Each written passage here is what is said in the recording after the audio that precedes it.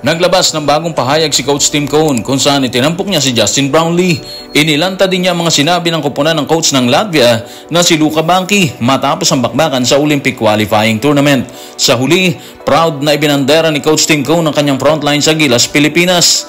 Tutukan po natin ang lahat ng yan, pero bago yan, hihingi po tayo ng isang subscription sa lahat ng dumadaan sa ating munting channel kung nagugustuhan nyo ang ating palabas. Kung medyo mabigat ang subscription, siguro kahit isang like at isang share na lang po yan. Okay na po ako dyan. Maraming salamat. Sa inilabas na bagong pahayag ni Coach Tim Cone, inamin ito na exciting time ito para sa Gilas, Pilipinas.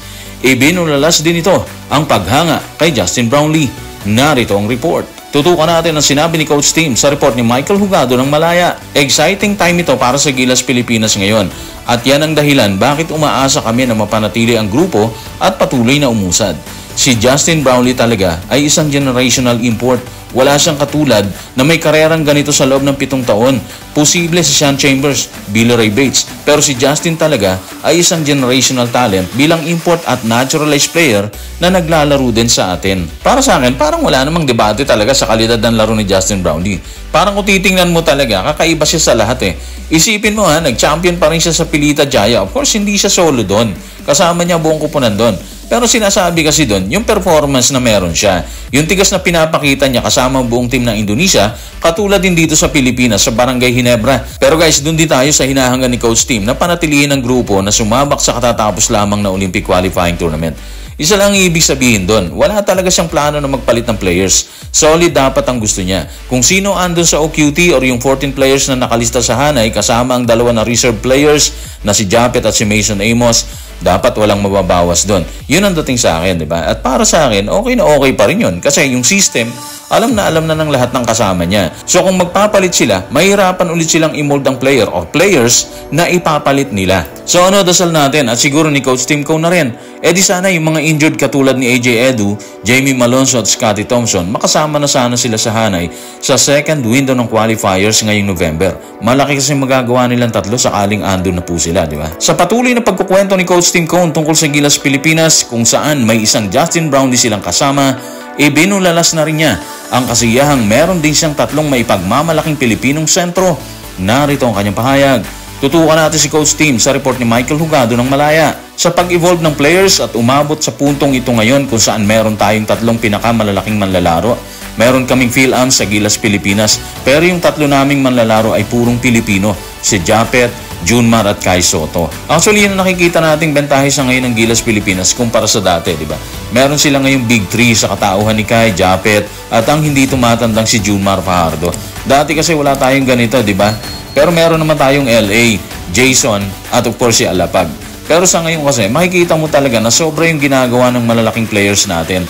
At yun ang isa sa mga rason bakit ganito katindi ang mga pahayag ni Coach Tim tungkol sa kanyang frontline. Para sa tingin natin ngayon, kumpleto na ang Ricardo para tayo naman ang manalasa sa mga kalaban, di ba? At ginagawa na natin ngayon yan. Like yung sa OQT, nakarating tayo sa semis na hindi inaasahan ng karamihan, lalo na yung mga European team. Kumpiyansa sila na kayang-kaya nilang Gilas. Pero pinatunayan naman natin na mali sila doon. Tinalo pa natin ang number 6 na Latvia. Yung Georgia at Brazil, tagilid na tayo doon. Kasi kulang na tayo sa tao, 11 players lang ang meron tayo or yung dala natin doon, mas nakulangan pa kasi nga hindi nakapaglaro si Kai Soto.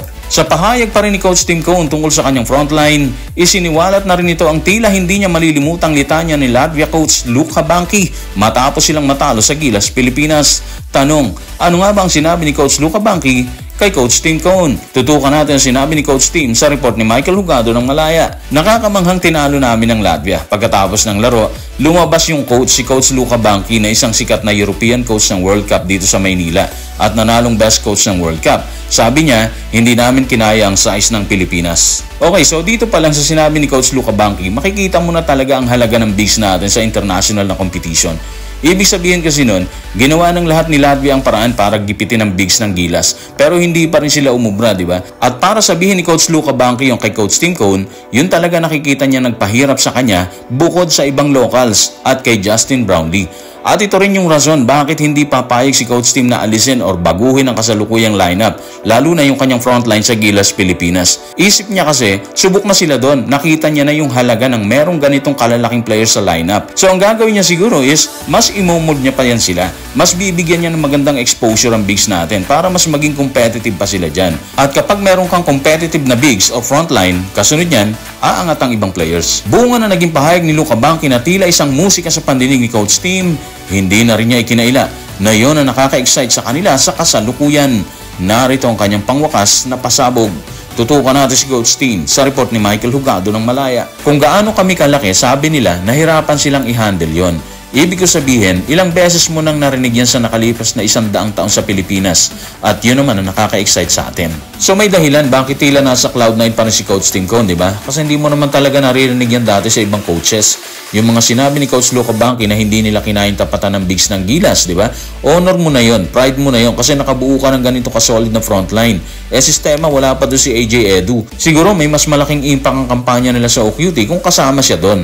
So once na makumpleto na ang Gilas, wala nang injured, andyan sila lahat, tingin natin mas may makikita tayong achievement mula sa kanila. So guys, maraming salamat.